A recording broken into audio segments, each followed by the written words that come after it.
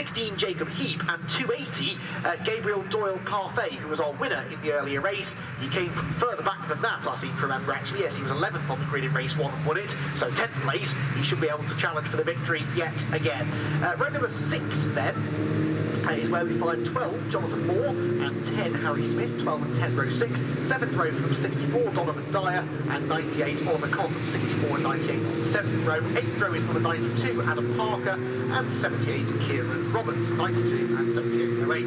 9th row number 77 Travis Chapman and 30 Jamie Good.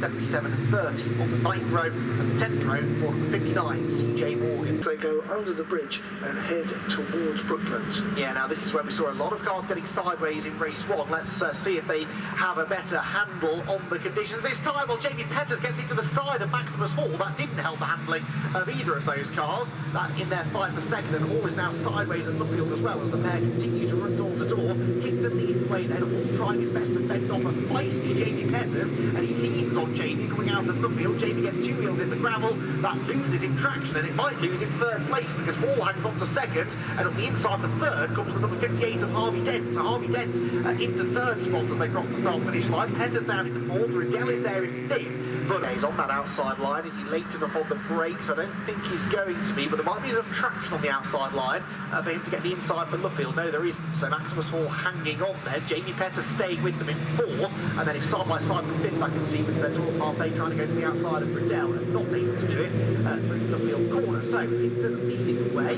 Maximus Hall again leading on the car coming out of Nuffield. This time it's Dent who ends up getting 2 wheels in the dirt. Can he close the door on Jamie Petters? He can't, so Petters up alongside Dent for 3rd as they cross the line. Hickton leads then, Hall 2nd, side by side for 3rd. 3 abreast further back towards the tail end of the top 10. That's getting rather feisty. CJ Morgan. He was going to. No, he very nearly got to the front of that big pack a couple of laps ago and then ended up on the wrong line through the last corner.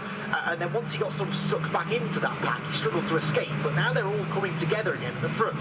He's right back in the mix, isn't he? In about 6th or 7th place through the last few corners. You're right about Maximus Hall, having taken the lead from Hickton a lap ago. He's starting to check out. Looks really comfortable in these conditions as Maximus. Out of Nuffield, he comes leading everyone else in his spray. Hickton actually being caught by Harvey Dent and Jamie Petters, who are 3rd and 4th in that order. Then it's James. Then it is Flock now, back ahead of Doyle Parfait. So actually Doyle Parfait losing place on that lap. Copstable head. Any changes for position? Well, there's a big sideways moment there for James. Flock. First 4, with great scraps going on all the way down the field. Yeah, as often is the case in Junior League car racing. Wherever you are in the order, you've got someone to battle with. There's a battle going on for 2nd place. There's contact going on in the fight for 5th. That's Flock and James making friends. 2 blue cars tackling slightly there in front of them. A little bit of time lost for both of them. So Doyle Parfait closing back in. We're going to run on the pair of them actually as they come out through Woodcote Corner. Maximus Hall leads then, 7 minutes plus 1 lap to go. Still Hickton 2nd, then 3rd, Petters 4th, 5th for Flock, just bending on James, but James is on the inside of him, heading into Cox. Now remember, for whatever reposition, But he still potentially could be 4th because there's a 5-car battle going on there for a 4th spot. yeah, which has changed position significantly on that lap. Will it change again before the end of the lap?